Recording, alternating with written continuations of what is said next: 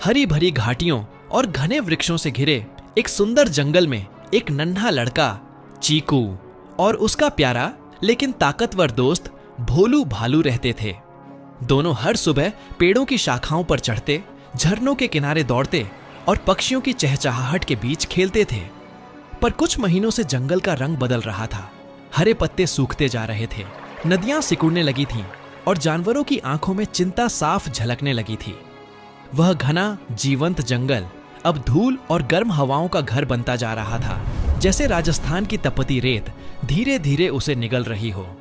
एक दिन जंगल की पंचायत में जब सभी जानवर इकट्ठा हुए तो किसी ने कहा कि पहाड़ियों की सबसे ऊंचाई पर बनी एक पुरानी गुफा में एक बूढ़ा साधु है जो हर रहस्य जानता है।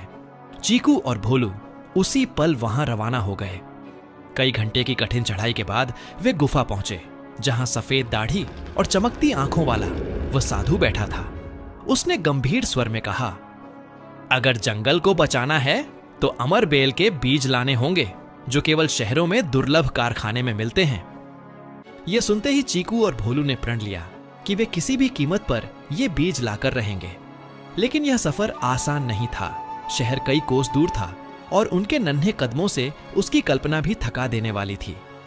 धूल भरे रास्तों, कांटों से भरी झाड़ियों और धूप से झुलसती पगडंडियों से गुजरते हुए दोनों चलते गए। पर एक दिन थककर भोलू बैठ गया और बोला, हम इन छोटे छोटे पैरों से कोसों की दूरी कैसे पार करेंगे चीकू?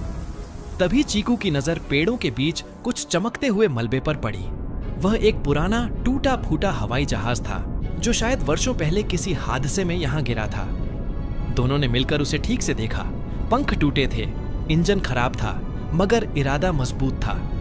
चीकू ने अपने पिटारे से लोहे की कीलें निकाली, भोलू ने भारी टुकड़ों को उठाकर जोड़ा और कई दिनों की मेहनत के बाद उन्होंने एक जुगाड़ू सा प्लेन तैयार कर दिया। पेट में हलचल और दिल में डर लेकर वे दोनों प्लेन में बैठे और जैसे ही चीकू ने लीवर खींचा, जहाज खड़खड़ाता हुआ आसमान में उड़ा। यह उनकी पहली उड़ान थी, कभी कांपते बादलों में, कभी नीचे दौड़ती नदियों के ऊपर। आखिरकार वे शहर पहुंच गए। वहां उन्होंने बोटेनिकल कारखाने में जाकर कई कठिनाइयों के बाद अमरबेल के दुर्लभ बीज ढूंढ निकाले। एक बूढ़े वॉचमैन ने जब उन्हें जंगल बचाने का संकल्प बताया तो वह भी भावुक होकर उन्हें बीज दे बैठा।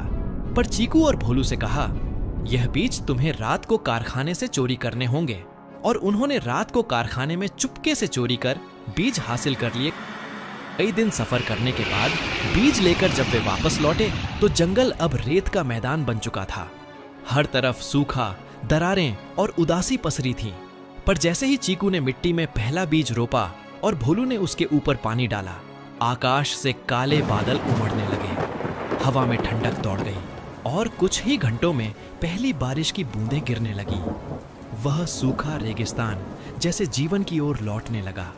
अमरबेल ने मिट्टी में जड़ें फैलाईं और कुछ ही दिनों में सूखी धरती फिर से हरियाली में बदलने लगी। झरने बहने लगे, पक्षी लौट आए और जंगल के सब जीव दोबारा मुस्कुराने लगे। चीकू और भोलू, जिन्होंने अपने नन्हे दिलों में हौसला और जंगल के लिए प्यार संजोकर यह असंभव सफर तय किया था, अब हर प्राणी की आंखों में हीरो बन चुके थे। उस दिन सभी ने महसूस किया कि साहस, दोस्ती और हरेपन की चाह मिलकर रेगिस्तान को भी फिर से जंगली स्वर्ग में बदल सकती है।